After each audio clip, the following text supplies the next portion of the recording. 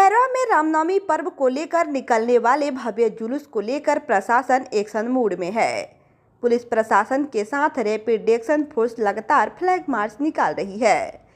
CO Rahul Kumar ने नगर के राम जानकी मंदिर सहित नगर के संवेदनशील जगहों का निरीक्षण किया है। उन्होंने लाइसेंसी धारियों से रामनवमी पर्व को निकलने वाले जुलूस को शांतिपूर्ण तरीके से निकालने की अपील किया है।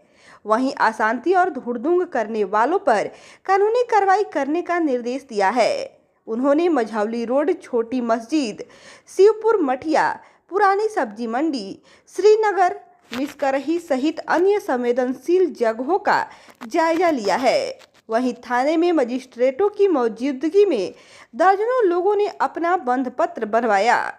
बताते चले कि रामनवमी पर्व को लेकर मैरवा में लगभग 180 लोगों पर निरोधात्मक कार्रवाई किया गया है।